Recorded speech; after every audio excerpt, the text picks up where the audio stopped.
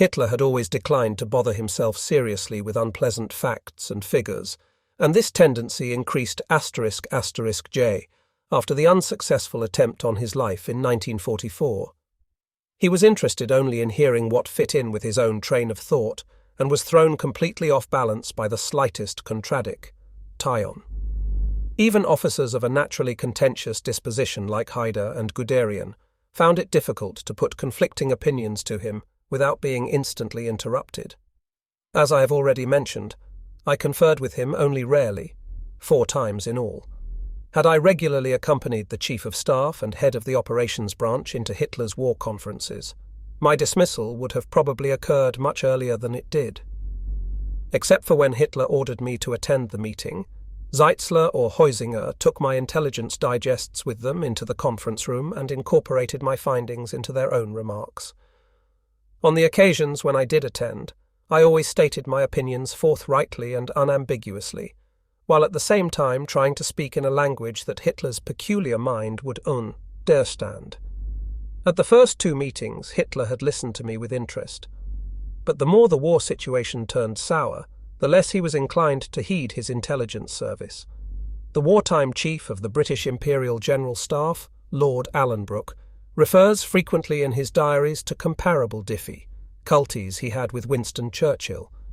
But whereas Churchill was an enthusiastic amateur strategist, to the horror of his colleagues, and extremely stubborn in arguing his ideas, unlike Hitler, he was ultimately open to persuasion.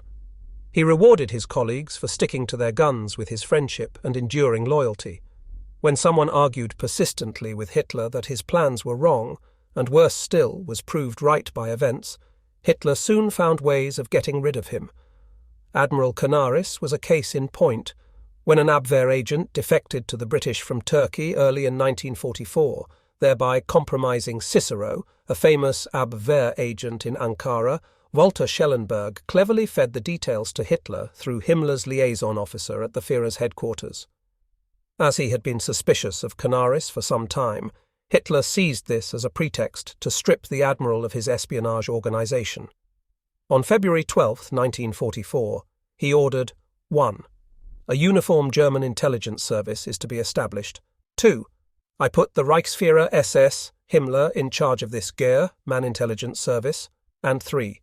Insofar as this affects the military intelligence and counter-espionage service, the Reichsführer SS and the chief of the OKW are to take the necessary steps after due consulta. Tion. At first, Colonel Georg Hansen was assigned to head the Abwehr's intelligence arm, and from June 1st, all Abwehr functions were transferred to the RSHA under Himmler and Schellenberg. Thanks to Keitel's intervention as chief of the OKW, we were 4. Tunatily able to retain all frontline intelligence work on the Eastern Front purely under the aegis of the army, in other words it remained in my control. We appointed Colonel Buntrock, head of our frontline intelligence section, as liaison officer with the RSHA. He was an expert on military intelligence, and I had complete faith in him. In his new capacity, he was directly subordinate to Keitel. Schellenberg, however, was dissatisfied with our success in retaining these units, and tried very hard to get complete control of military intelligence work and our frontline intelligence organization, which was controlled by Major Baun. The senselessness of such a step should have been obvious to him. The IC officers and the recon, nascent units reporting to them were parts of the military manned structure. Had the Schellenberg proposals been put into effect, they would have meant the end of any kind of organized military command, as they would have destroyed one of the essential elements for making command decisions, the rapid, immediate and conscientious provision of intelligence on the enemy. The war came to an end, however, before Schellenberg could achieve his aims.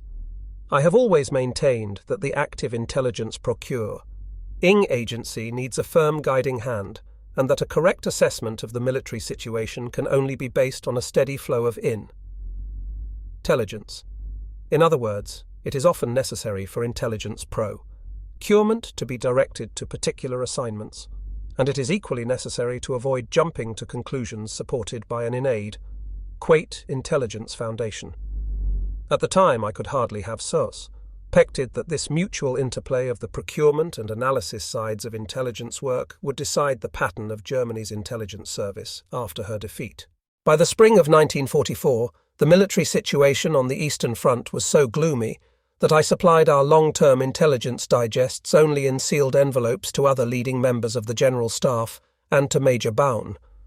I had to ask them not to show the reports to anybody else and to return the documents to me, in view of the way the enemy position is viewed therein. By March 28th, we had assembled enough Abwehr material to report that the Soviet offensive would be conducted without respite on every sector of the Eastern Front, and that the Russian command had been given the following objectives. They were to occupy Estonia, Latvia, and Lithuania. They were to advance through Romania to Hungary, Bulgaria, and Yugoslavia, and they were to occupy what had once been Poland.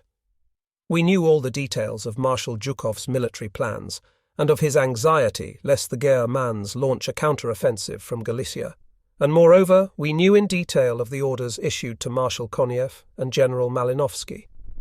In my summary issued 2 days later, on March 30th, 1944, I opened with the words, "The present situation on the Eastern Front is overshadowed by the anticipated general enemy offensive against our army groups A and South. As it proceeds, a more menacing situation than ever before has emerged on the Eastern Front, and in the not-too-distant future this may result in far-reaching political, military and economic repercussions on the rest of the war in Europe. I recommended that the only prospect of regaining the initiative lay in bold command decisions taken without regard to the loss of ground they might involve. I predicted that, by occupying the Balkan countries, Poland and the Baltic states, the Russians would try to obtain by the end of 1944 a position on the very frontiers of the Reich. Hitler refused to sanction the necessary strategic withdrawals. He hung on to the Crimea until early May, when he was forced to order his troops to abandon their positions there. By early June, the Soviet armies had advanced to the frontiers of Poland, and all the indications were that they planned a major offensive against Army Group Center, commanded by Field Marshal Busch, which was defending Poland and East Prussia. On June 13th, one warned that the enemy had recently started introducing fresh strength into the areas facing the Army Group. Particular attention should be paid to the areas southeast and east of Bobruisk, on both sides of Chausi, along the highway northeast of Orsha, and on both sides of Vitebsk. These were the precise sectors of the front that were to be breached a few days later, the only information we could not ascertain with certainty was the date. I suggested, according to various items of information, there are at present increasing indications that the offensive will begin between June 15th and 20. But I added that Russian security was so good that we had never yet managed to predict the actual date and hour of an attack. The Soviet offensive began early on June 22nd, supported by 4,000 aircraft. Within a few days, the German front line had caved in, and within a month the Soviet armies were on the very frontiers of East Prussia. As I had also predicted on June 13th, a second phase of the Soviet offensive began a few days after the first, with a general attack on Lemberg, Lvov. A few days after the Soviet offensive began, on July 1st, 1944, I was stricken by severe blood poisoning and hospitalized at the field hospital at Angerburg. After a short sojourn there, I was transferred to a hospital in Breslau. It was this that probably resulted in my being overlooked by the Gestapo when their witch hunt after the unsuccessful bomb plot against Hitler began. I played no active part in the conspiracy, but it would be untrue were I to deny I knew that one was afoot. Some months before, my colleague General Heusinger had hinted to me about the elements of the conspiracy in enough detail for me to gather what he was talking about. I regarded my own small task as being to ensure that the military intelligence organization was staffed only with officers upon whom we could count in such an emergency, and I asked Colonel Kleikamp of the personnel branch to make sure that I alone decided who was appointed to IC posts in the near future. I was also aware of the opposition within the army to Hitler. In the winter of 1941-42, I had a visit from the later General von Tresckow, who was at the time operations officer of Army Group Center and whom I knew well from Staff College. Comparing notes on the military situation, we both reached the conclusion that the campaign, and that meant the war as well, was bound to end in defeat, not because it could not be militarily or politically won, but because of Hitler's Kontin. UED interference, which resulted in such elementary blunders that defeat was inevitable. We saw only one solution. Hitler would have to go. At the time, we had broken off this dangerous train of thought, somewhat dismayed at our own presumption. We had, after all, sworn oaths of allegiance to Hitler, and we had grown up in the old Prussian officer tradition. After Heusinger hinted to me that wheels were now moving, I discussed the actual tactics with my old regimental comrade Gen, Eral Helmuth Stief, who was by now head of the General Staff's organization branch. I stressed the importance of keeping the circle of accomplices as small as possible, and of preparing the coup d'etat with extreme care if it was to succeed. Another of the percent conspirators, Colonel von Freytag-Loringhoven, called on me at the field hospital at Angerburg about 3 days before July 20th to warn me that the plot was now underway. Germans, and here one is probably entitled to generalize, do not make the best plotters. I believe it was Lenin, sitting in his sealed railway car in which the Germans transported him from Swiss exile back to Russia in 1917, who fumed, "If the Germans want to start a revolution, they buy a platform ticket first." My friends paid for the failure of the conspiracy with their lives. Freytag-Loringhoven committed suicide, Stauffenberg was shot, and Stief was hanged. Colonel von Rohan, who had transferred from my branch to take command of Foreign Armies West, was hanged in October for the part he had played.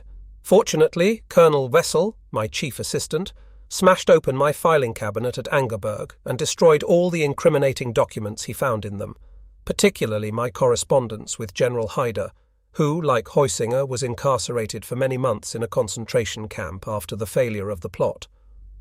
The ethics of the plot have subsequently exercised many minds, and resulted in much moralizing by both participants and by standers. My own view is clear. I have always believed that high treason is high treason. It can be morally justified, however, by an exceptional national emergency, the only circumstance imaginable to me. Together with those of my friends who took the ultimate risk, I would accept that Hitler's pernicious leadership provided such an emergency. Given the rigidness of the Allied demand for unconditional surrender, however, it is difficult to see how the putsch could have succeeded in absolute terms. The plotters were certainly aware of this. A few weeks earlier, Colonel Hansen, who had origin, Nally headed the southeast section of Foreign Armies East for the first few months of my office, and trusted me implicitly, had come to see me at our headquarters in Angerburg about a very delicate affair. He confided to me that he, as Piekenbrock's successor in charge of Abwehr espionage, had arranged to meet an emissary of Churchill on a lonely road somewhere in southern France, and was going to put to him the all-important question of whether the British government would be prepared to negotiate an armistice with a new German government if Hitler were overthrown. Hansen returned some days later, having met the emissary as planned. I had never before seen him looking so dejected. The emissary had stated that the British position was that there could be no exception to the doctrine of unconditional surrender, and he was not empowered to talk about anything else. Hansen was executed with the rest of the plotters. For many years my colleagues and I had trained ourselves to see things through the enemy's eyes, to think as he would think and calculate his intentions. From the start we had sensed the growing Russian confidence in final victory, and now we could only agree that this confidence was justified. Early in October 1944, I told my more intimate colleagues that I considered the war was lost, and we must begin thinking of the future. We had to think ahead and plan for the approaching catastrophe. These thoughts and discussions occupied us for many months, during which the burden of everyday work still had to be done. I was aided to an increasing extent by my deputy and successor, both in April 1945 and in May 1968, Lieutenant Colonel Gerhard Wessel. These dangerous internal conferences were aided by the solidarity of my staff, which had withstood many a crisis before. We were screened from hostile and curious fellow officers by the fact that we could rely unconditionally on each other. The older Gen Eral staff officers were by and large hostile toward the regime and its ideology. This was not the case, however, with the rising generation of officers, particularly with the recently appointed National Socialist Leadership Officer, Hitler's emulation of the Soviet Commissar principle, which each unit and section now had to have. I had selected Major von Kalkreuth to act as our commissar, and when he protested to me that he could not reconcile this with his Christian ethics, I replied that that was precisely why I had chosen him. It had not escaped my attention that the war was taking its toll of many young officers' personal sets of values, and that the political indoctrination was resulting in either boundless National Socialism or an equally unbridled fatalism at the General Staff's headquarters. I recall that one of our female staff was a particularly fervent Nazi, until we gave her official clearance to listen to and monitor the British radio broadcasts. By the end of 1944, she had lost all her enthusiasm for Hitler.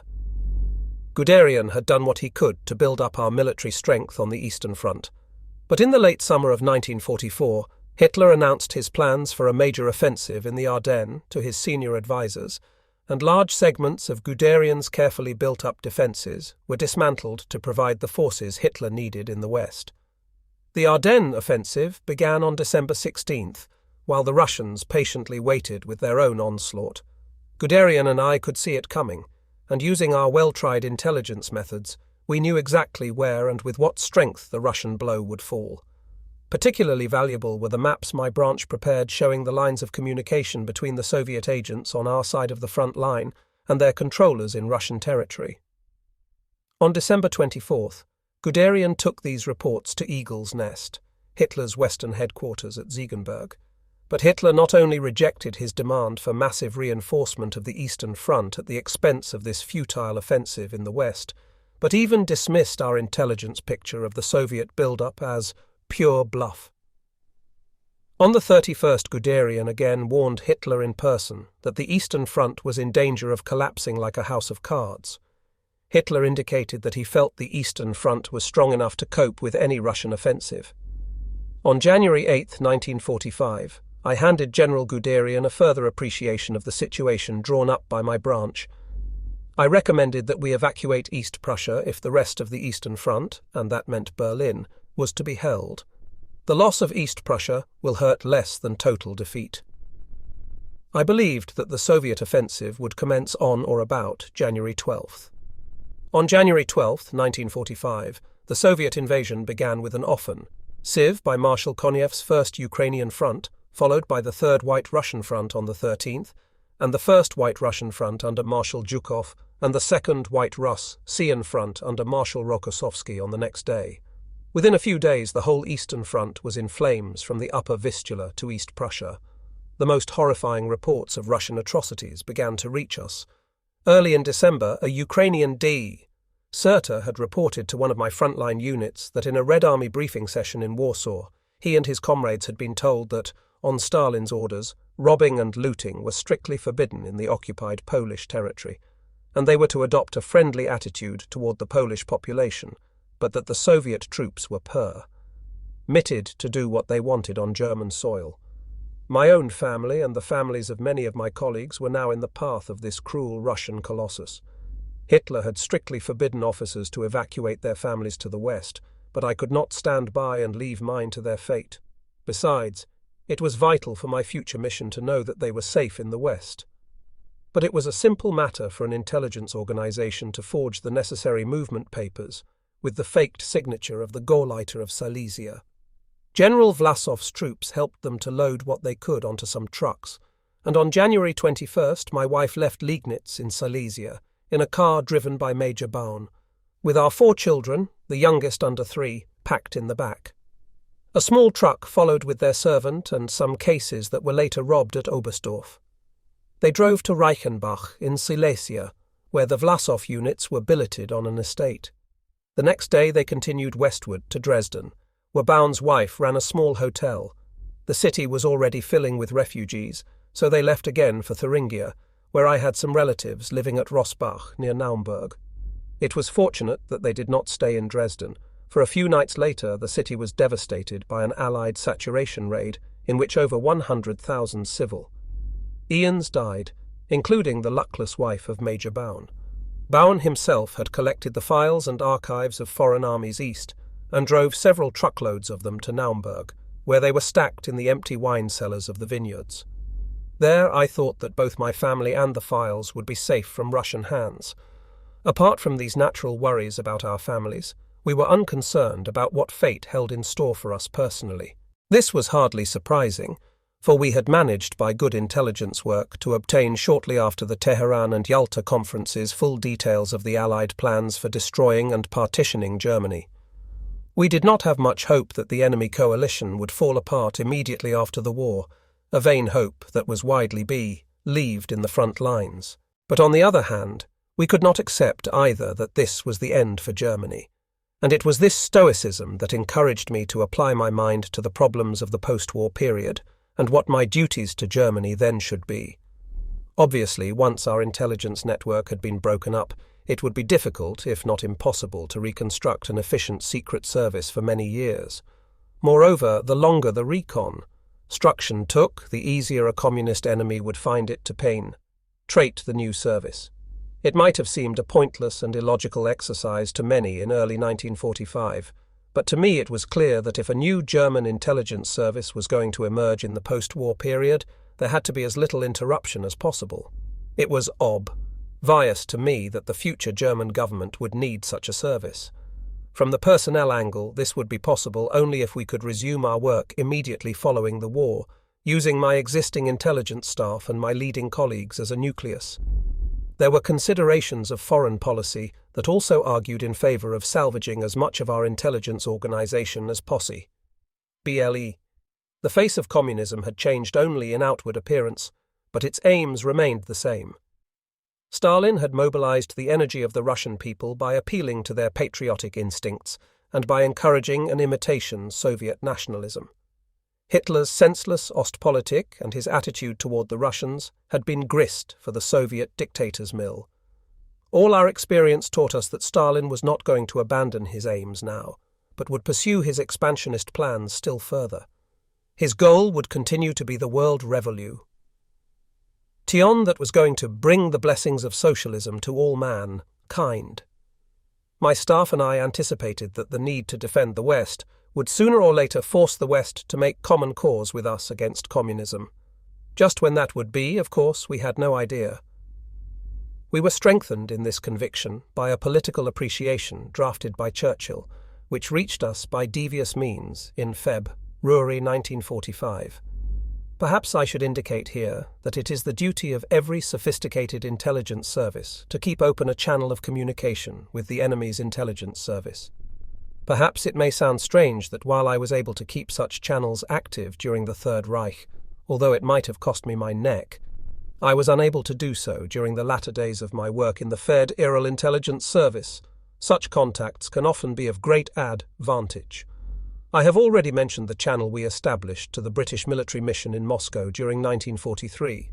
It was through an even more direct channel that the British MI6, a military intelligence organisation, supplied us a copy of Mr. Churchill's Political Intelligence Appreciation of February 1945. When it landed on my desk at Zossen, I saw that Churchill's analysis viewed our position far too favourably in the East, but that it was entirely accurate in its picture of Soviet potential and intentions.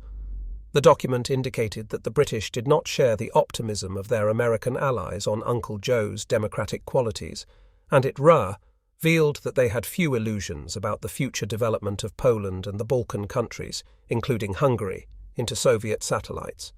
I now believe MI6 supplied this document to us, so that we might enable them to warn the British cabinet how exaggerated was the British estimate of our ability to withstand the Russian onslaught in the East.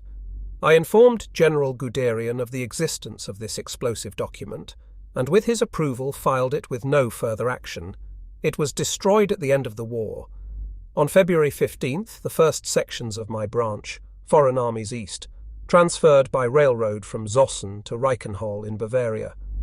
10 days later, I signed a further long-term summary of the enemy's intentions, in which I examined the probable main directions of the coming Soviet offensives and the implications to be drawn from Marshal Zhukov's appointment as the Supreme Commander of the forces operating against us. While hitherto the Soviet Strategic Command has been guided almost exclusively by military considerations, I pointed out, it is now coming increasingly under the influence of political considerations. In this connection, Tion, we can clearly discern their endeavour to seize the appropriate positions of strength, regardless of any agreements reached in the Tehran and Yalta conferences, in order to confront their allies with a fait accompli as far as possible. I considered the object of the coming Soviet operations to be the destruction of our armies in the east and the rapid occupation of the central German industrial area around Leipzig and Halle. All the intelligence we received indicated that the primary thrust was to be expected from the sector between Görlitz and Schwedt, although there was still no indication as to when the Russians would resume their westward drive. While we were awaiting that moment, I turned over in my mind the various ways in which the Russians could be checked, and one unorthodox manner occurred to me. On March 3, 1945, I sent Guderian a note on the possibility of using huge forest fires as a weapon of war. Between 1866 and 1939, there had been a number of forest fires in that area. Our files contained all the information I needed. My proposal was to find ways of setting fire to the 400 miles of forest front, particularly in the area between Görlitz and Guben. Pine forests were ideal, especially after a long period of drought. This, and a minimum wind force of 4, might be expected late in April or in August, while the combination of pine forest and the appropriate conditions was not at all likely to be found in southern or northern Germany, so the Russians could not retaliate in kind. I explained, "Every major forest fire has shown that once it really gets going, it is impossible to stop, even with enormous firefighting effort." I proposed, "To achieve our object of annihilating the enemy's equipment and personnel, the fires must be started in such a way that the enemy has no chance of escape, a ring of fire." My branch calculated that fires like these could be started with relatively modest means, some 360 sorties by FW-190 fighter bombers releasing incendiaries along a 100-mile line. I asked for an order from the Führer to prepare for such an operation, but that was the last I ever heard of it. Another opportunity for stemming the Soviet invasion occurred when we examined air reconnaissance reports, which showed that only 4 railroad bridges crossing the river Vistula from east to west were still intact. On March 24th, I advised Gudring's operations staff, "Luftwaffe attack on Vistula bridges at Krakow, Deblin-War, Sohr, and Thorn is urgently needed. Enemy supplies for Neisse and Oder fronts dependent on the bridges at Warsaw and Thorn." On the 26th, General Roller, the Luftwaffe's chief of staff, put this proposal to Hitler, but only reluctantly, for the special aircraft that would be needed had been earmarked for an ambitious plan for a strategic air attack on the entire Western Soviet electricity supply. Hitler decided, in that case, I would prefer to dispense for the time being with the attack on the Vistula bridges. They can be done later. In desperation, I called the attention of the SS, who controlled the sabotage units operating behind Russian lines, to the 4 bridges. Their destruction or damage would bring very real relief to our troops. I cabled them. The reply reached me the next day. Plan. Ningri, one of the bridges listed, is in hand. Execution of operation depends on fuel allocation, aircraft allocation, and various person. Nell matters. I see I wrote on this reply, "That means we can't expect any action for the next 6 months." The Vistula bridges were still intact when the great final Soviet offensive on Berlin started a few days later. There could be no doubt as to what faced Germany. From one of our intelligence units, we obtained a report on a leaflet handed to every Red Army soldier which contained Stalin's order. Number 5 instructing that the German people were to be annihilated, all German factories and property to be destroyed, and the German beast stamped out in its kennels. On the Western Front, a copy of the Allied plan for post-war Germany, a brown-covered, inch-thick folder with the code name Eclipse, fell into our hands. To our amazement, the partition that was proposed for post-war Germany made Berlin a 4-power enclave in the heart of a Russian-controlled zone, and Thuringia, where I had believed our precious Foreign Army's East archives were safe from the Russian invasion, was clearly assigned to the Soviet Union. In what was to prove my final intelligence digest early in April, I indicated that the impending loss of both Königsberg, the capital of East Prussia, and Vienna, would release fresh Russian strength against us, and that massive troop reinforcements were pouring into the area between Kistrin and Frankfurt under Oder for the final assault on Berlin. The digest was put before Hitler by Guderian's successor, the infantry general Krebs. Hitler dismissed it as absolutely idiotic and defeatist, and on April 9th, I was relieved of my position as head of Foreign Armies East. Lieutenant Colonel Wessel succeeded me as acting head. Meanwhile, I had ordered my family and the files of Foreign Armies East evacuated from Thuringia. They were loaded aboard 2 trucks, and the documents were brought out of their hiding place in the wine cellars at Naumburg and loaded up too. Near Luna, the 2 trucks ran into an air raid, but they fortunately escaped damage. Later that night, near Hof, they were halted by an SS unit and forced into a nearby SS barracks for their load and papers to be examined. Under the circumstances, this exposed them all to a danger hardly less acute than the one they had so recently escaped in the air raid on Luna. But the 2 skillful drivers, including Lieutenant Baun, the son of our frontline intelligence section's chief, were on their toes. They found a second gate unlocked at the rear of the barracks, and through this they drove the 2 trucks out and all escaped. My family found temporary accommodations in an industrialist's country house at Cham, a provincial capital near the Czech border in the Bavarian forest. The truckloads of secret files and documents continued southward in safety to Berchtesgaden and nearby Reichenhall, where part of Foreign Armies East was waiting for them. It was at this country house, Gutmanning, that my wife and I celebrated her 41st birthday on April 17th with a modest party appropriate to the grim circumstances. I invited all my former coal leagues, officers and men, and a number of the female staff. During the first days of April, I had gone with Wessel to pay a private visit to Lieutenant Colonel Baun, controller of the Wally organization, at Bad Elster, some 60 miles north of Cham. In the hotel there, I briefed Baun on my plans for the future. My view was that there would be a place even for Germany in a Europe rearmed for defense against communism. Therefore, we must set our sights on the Western powers and give ourselves 2 objectives: to help defend against communist expansion and to recover and reunify Germany's lost territories. The latter objective would of course find little acclaim from the victorious nations. But I felt that the common defense in terrorists of the Western powers must inevitably lead them to recognize that without Germany, all Europe was lost. This was why we could realistically expect them to show an interest in exploiting our intelligence service for espionage work in the East. Given the total defeat that was now approaching, it was probably utopian to entertain any notion of rebuilding the service immediately after the war ended, as the Allies would destroy every organization sponsored by the Third Reich. But the attempt was still worthwhile, so that someday a future German government could take the Organizer on over, using our present staff as the expert nucleus. Of course, many questions arose. We could not know when a post-war German government would be set up, and it was question able in April 1945 whether we could succeed in establishing with one of the 3 Western powers a working basis that would prove acceptable to a later German government. We could not work purely as mercenaries for a former enemy if we were not to burden the future intelligence service with the psychological stigma of having been a quisling organization. I therefore later tried to establish a degree of formal legality for our plans.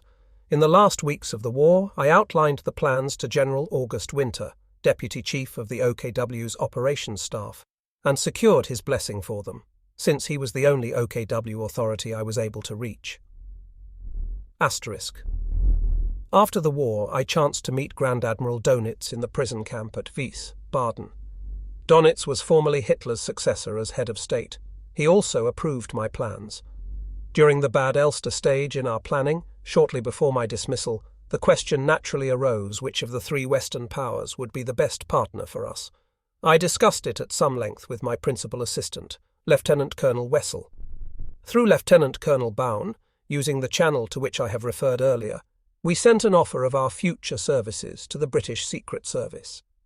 Baun received no acknowledgement, but from events in the Bavarian mountains some weeks later, we gathered that it had been received by the British. Taking everything into consideration, it seemed more expedient to make our approach to the American military forces. I suspected that once the shooting stopped, the Americans would probably recover a sense of objectivity toward us more rapidly than their European allies, and subsequent history bore me out on this point.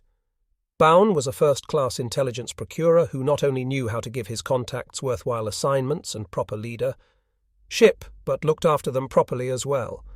He worked mainly with Russian volunteers and was able to maintain contacts in the heart of Moscow until the very end. He agreed at once to make the necessary preparations as far as his networks were concerned, and I told him what I wanted. His adjutant took part in these discussions, but no other people were taken into our confidence. From early April 1945, his headquarters, Wally-Bamond, was in the Allgäu, a prov, Ince, which was overrun by the Americans at the end of the month and later occupied by the French. At the arrival of the Allied forces, Baun and his staff transferred in plain clothes to a pre-arranged rendezvous, while most of his intelligence workers went under ground and waited to hear details of their future employment. He secured his files in a similar manner to those of foreign armies east, putting the most important files on microfilm and burying them or hiding them in various locations. During the last few weeks of the war, events came thick and fast, making our preparations no easier. On April 12th, my coal.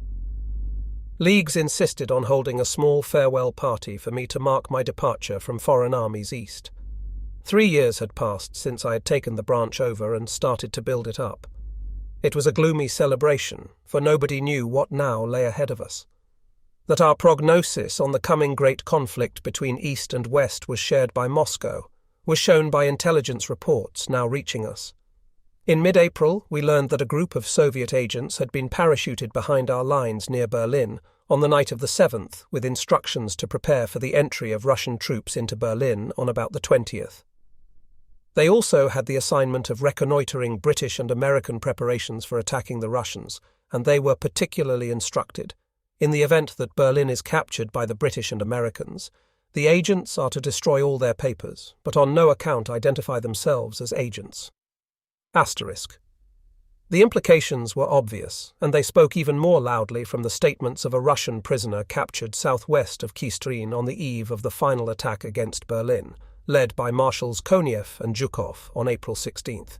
Big offensive will begin on April 16th at latest. Artillery bomb, bombardment first, 300 or 400 rounds per gun. Attack with 100 tanks per regiment. Prisoner speaks of new assault tanks with 180mm gun and of new 180mm heavy mortars. Object of the offensive is to beat the Americans to the capture of Berlin. Russian officers anticipate clashes and offensive engagements with Americans. They will have to drench the Americans by accident with an artillery bombardment so that they get a taste of the Red Army's lash. Troops have been ordered to put their uniforms in order and wash and shave every day to give a cultivated impression. It was a depressing situation, but perhaps it was the very gravity of the hour that enabled my former staff and me to perceive that whatever fate might hold in store for us, we would try to remain together and work in harmony as we always had in the past. In mid-April, I began my own preparations. I scouted around for suitable hideouts in the Bavarian mountains and supervised the microfilming and burying of the branch's files. The whole branch reassembled at Reichenhall in full working order, with the exception of a small group under Major Scheiber, which had been detached to the northern command staff of the OKW in Holstein, near the Danish border. In view of my dismissal, there was one minor snag to be overcome. I had earlier expressed to the Director of Army Personnel, General Bergdorf, a desire to command a combat division, and he now assumed that that was still my ambition. I asked him to post me instead to the General's Reserve, to enable me to train my successor, Colonel Wessel. I also claimed that Heinrich Himmler had a special job for me. Since Bergdorf was a pious Nazi, my claim sufficed, and he released me to the General's Reserve in the War Department. To give substance to my claim, I telephoned Schellenberg and asked him if Himmler would be interested in a detailed study of the rise and fall of the Polish underground resistance, to see if we could learn anything from the Polish experience that might be of use to us in the ordeal we might well be about to face. Schellenberg phoned me back not long afterward to confirm that this was a subject which would particularly interest Himmler. Over the next 8 days I completed on the basis of our documents a very bulky study on the Polish resistance. I concluded that there was no point whatever in Germany's adopting similar underground methods if we were defeated or reached armistice with our enemies. Major Hiemens agreed to drive to northern Germany to deliver the document to Schellenberg for Himmler. I drove with him as far as Cham so that I could see my wife and children, who had been joined by Frau Hiemens. Then I returned to Reichenhall. As it turned out, I was not to see my family again until July 1946, and much would have happened to me before then. On April 28, 1945, our odyssey began. We buried our documents in scattered locations near the Wendelstein mountain in Aargau province and at Hunsrück. Since we correctly assumed that we could not prevent some of the hiding places from being unearthed, we tried to duplicate the caches as far as possible, so that we would have at least one set of everything at our disposal when we came to set up shop again. We arranged to split up into 3 groups, which were to hide in the Alps until the hue and cry accompanying the end of the war died down, perhaps 3 weeks. These groups would then report to the nearest American unit and go into captivity. Since the Americans would probably try to capitalize on our expert intelligence workers, each group was instructed to refuse any kind of cooperation until they had been shown written orders to that effect signed by me. I detailed one of our reserve officers, Chief Forester Week, to find and prepare 3 hideouts in the Alps, mountain huts which were to be hard to find, but easy to reach with provisions and with a good supply of water. The huts were to be situated so that we had a good view of all roads of approach, but could escape unobserved if danger threatened. Week did his work well, finding one hut near Fritz am Sand, not far from the village of Reit im Winkel, on the Austrian border. The second hut was Wild Moss Lodge, on the Wild Kaiser slopes, and the third was Eland Lodge, a corruption of the old German Odland barren ground, near Lake Spitzing. I packed my belongings and left for the easternmost of our assembly points, the hut at Fritz am Sand. But hardly had I arrived when I learned that Himmler had issued orders for the liquidation of General Heusinger and myself, so I decided prudence was the better part of valour, and moved to the westernmost hide. Out the Elland Lodge instead, as too many people had learned of my intention of hiding at the other. While I was on my way, I picked up a radio message from Baun, who had settled with his intelligence procurement section in the Aargau. He asked me to rendezvous briefly with him at Hinderlang to give him further instructions. Instead of my usual Horsch automobile, I took an elderly DKW for the rendezvous on the other side of the mountains. My old staff officer from the Polish campaign, Captain G, accompanied me. As we drove up the mountain pass, we ran into retreating sections of one of our divisions, which had been in combat. They had been heavily outnumbered by American forces as they tried to defend the mountain passes. It was fortunate that I had chosen the smaller car, for, short though this stretch of highway was, it took time and effort to fight our way through the traffic jams.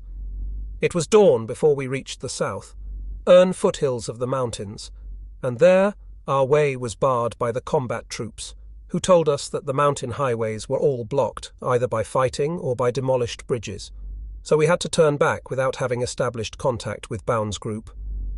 It was on the return journey that I asked to be set down somewhere below the Eland Lodge, not far from the so-called Zipfelwurz, an inn right on the Austrian frontier. I left the road and climbed upward through a valley off to one side. The climb was tougher than I had expected. There was deep snow, and it was heavy going. Wieck had warned me more than once that there were scattered SS units around the Eland Lodge, who had at one stage wanted to take over the hut themselves. That was why I considered it better to use this side valley for my approach. I must admit that had I known at the beginning how arduous it is to climb in snow without path or road, I would not have made the attempt. The climb took me many hours, or so it seemed, and as I climbed, my thoughts circled endlessly around the events of the past few weeks and the uncertainty that lay ahead. My sober and doubting intellect reproached me, as I toiled my way upwards, that our enterprise could hardly be more utopian. But my resolve remained unshaken by this inward scepticism. These mental processes did, however, have the effect of passing the time during what had seemed at first an interminable ascent. I was finally redeemed by the sight of open snow ahead as the forest came to an end. A gently sloping snowscape unfolded ahead of me, in the middle of which nestled a large, low-roofed wooden hut, with broad eaves, a tall brick chimney, and a veranda. This was the Eland Lodge. A wisp of smoke curling up out of the chimney informed me that it was occupied, and as I approached I found my comrades and colleagues from the group I had dispatched to this hideout waiting for me, 6 officers and 3 of our female assistants. It was important for our plan that we should not be captured too soon. We had to bear in mind that despite the Americans' reluctance to climb into the mountains, they might still institute a search for us. On the other hand, we did not expect any search during the hours of darkness. So as dawn broke each day, one section of our group would climb higher into the mountains, while the 3 girls and the 2 younger officers who could not manage the difficult climb because of their injuries stayed below and kept guard on the lodge. We usually climbed to the Hour Ridge and set up camp about a mile southeast of the Red Wall, in a terrain that was partially open and windswept and partially covered by green forestation. We passed the days studying the countryside and rejoicing in the first signs of green shooting up gradually through the snows. Had we not been burdened with uncertainty about the future, had this not been May 1945, this mountain sojourn would have been a beautiful and idyllic respite, memorable for the stimulating conversations we conducted sitting in the sunshine as much as for anything else. I myself had known this country since 1921, when I had been at infantry school here and learned to ski on these slopes. As dusk fell each evening, we would set off down the mountain slopes again. Before we reached the Elend Lodge, we would check to make sure our comrades had hung out a tablecloth on the wash, line as the signal that all was clear. A few days after the capitula, Tion, 3 civilians appeared at the lodge during our absence looking for me by name. We suspected that they were German, speaking members of the British Secret Service, a suspicion that was later confirmed. No doubt this was a result of the signal we had sent to London via Baun some weeks before. Somewhat less placid was the visit paid by a small American infantry unit, which carried out a textbook raid on the lodge, raking it with machine gun fire before storming it and searching it from top to bottom. They subjected the fortunately uninjured occupants to a thorough interrogation and took the 3 female staff and the 2 young officers with them down into the village where they were put through a further grilling. They then asked their captives where they would like to be discharged to, and all asked to be permitted to stay at the Elend Lodge for the time being. When we returned that evening from our mountain encampment, we found the tablecloth on the line and our 5 loyal comrades waiting for us. They proudly showed us their discharge papers from American captivity, bearing the provisional address Elend Lodge. It was an unexpected stroke of good fortune, for it enabled us to keep at bay other people interested in requisitioning the hut for themselves. Chief Forester Wieck acted as liaison man between us and the other groups. He had exchanged his Wehrmacht uniform for that of a forester, and was able to move about freely in consequence. Somewhat later in May, with the thawing of the snow and the warmer nights, we had to abandon our practice of leaving the hut each morning and returning in the evening, since the danger of being raided by night was now just as strong as by day. We set up a permanent camp of carefully camouflaged tents in a fir-tree glade south of the Hour Ridge, and here we passed an other week of fine weather. These days of living in the arms of nature were truly enchanting. We had grown accustomed to the peace, and our ears were attuned to nature's every sound. Meanwhile, Wieck had not been inactive either. From the forestry office he obtained the key to a secluded and almost inaccessible hut near the Marolschneid Ridge. It was so well hidden that despite the clearest directions it took us a long time to find it. The hut was at the crest of a steep rock face, densely surrounded by forestation on the other 3 sides, but with a magnificent view across the mountains. We enjoyed every minute of these last days of freedom to the full. The chamois which we encountered all about us were a particular delight, and they gradually lost all fear of us. By now it was the end of the 3rd week in May, and high time for us to put our plan into action. It was time to go down into the valley and report to the nearest American unit. The parents of one of our men, Major Schurler, lived at Fischhausen on Lake Schliersee. He suggested we spend the Whitsun holiday there and report next day to the Americans. We decided to make our way down from our hideout along the northern face of the Marolschneid Ridge, cross the Ruchen Heads, the Red Wall, and the Taubenstein slopes to the east of Lake Spitzing, and then follow the highway down to Fischhausen. We were to keep off the actual road and walk about halfway up the slopes west of it, through Neuhaus. It was important to stay as high up the slopes as we could, so as not to fall into the hands of one of the numerous patrols moving about lower down. We were determined not to be taken prisoner. We wanted to surrender on our own initiative to the Americans. It was all part of the plan. Under other circumstances, our mountain trek would have been an unforgettable and wonderful experience. But for us, this was still almost war. The evening before, we had stripped off our badges of rank and exchanged our red-striped trousers, symbol of the general staff, for others, so now we were heading like countless other stragglers in a generally westward direction. The view from the Taubenstein mountain, which all 5 of us, the 2 injured officers, were left behind, reached together, was superb. Then we split up and set off again at 10-minute intervals. Near the lower Schonfeld Alp, there was a French mountain unit.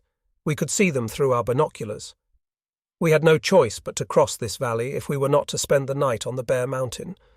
But the little French unit was lying there at ease, its mules grazing and the soldiers scattered among the dozen or so houses.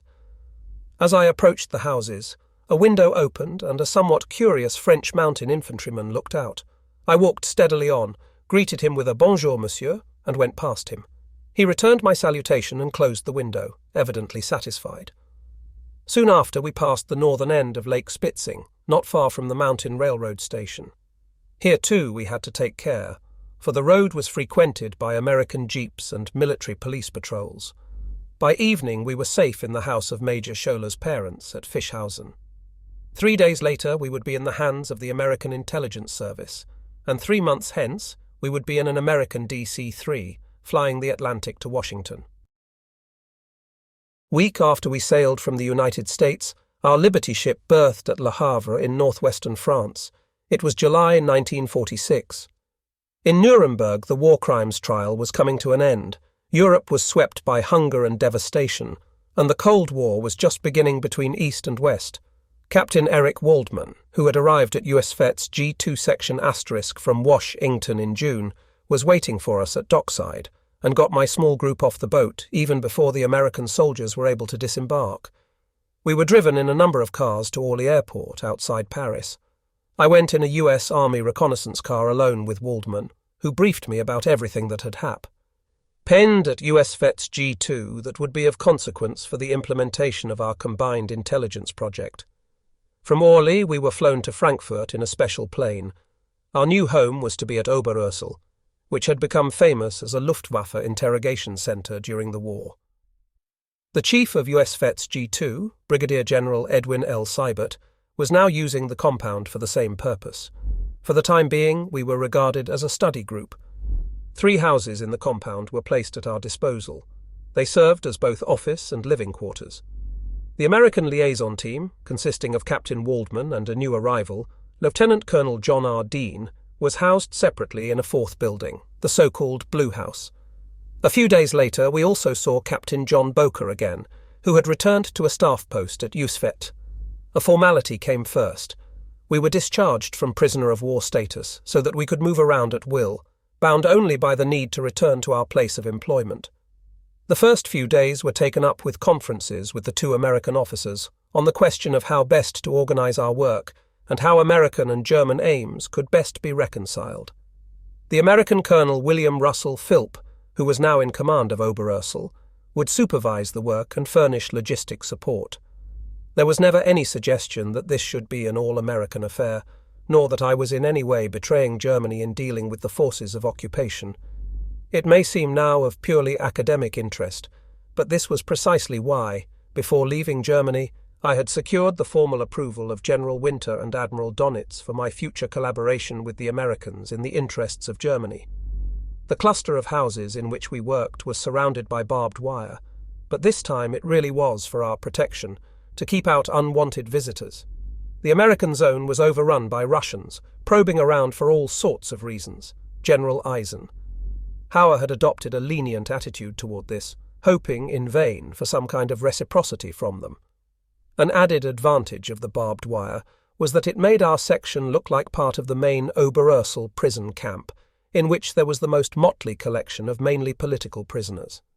It was excellent camouflage and did not depress us in the least. I was able to see my wife and children again after a year's separation, and my staff were also able to see theirs. Soon after our arrival, General Seibert came to see us.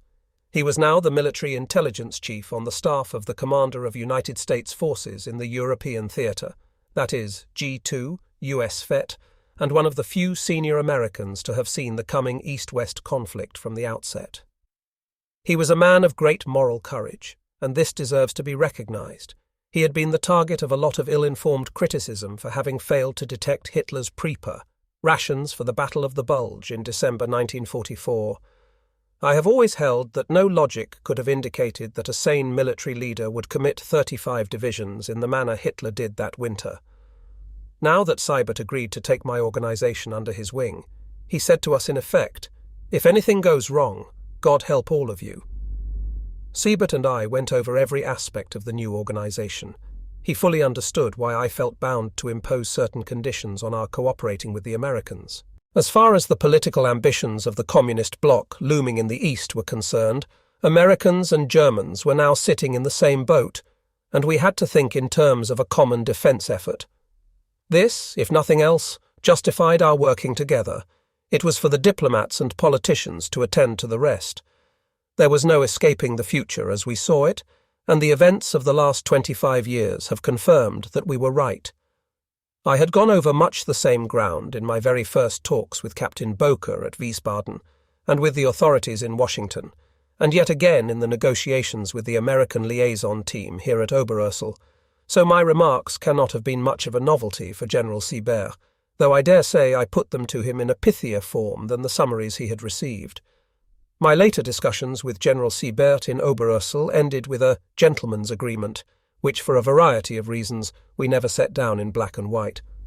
Such was the element of trust that had been built up between the two sides during this year of intensive personal contact, that neither had the slightest hesitation in founding the entire operation on a verbal agreement and a handshake.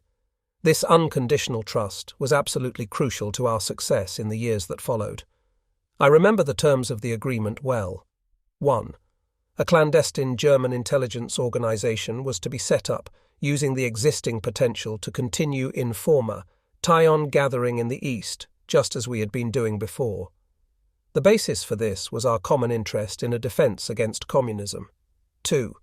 This German organization was to work not for or under the Americans, but jointly with the Americans. 3.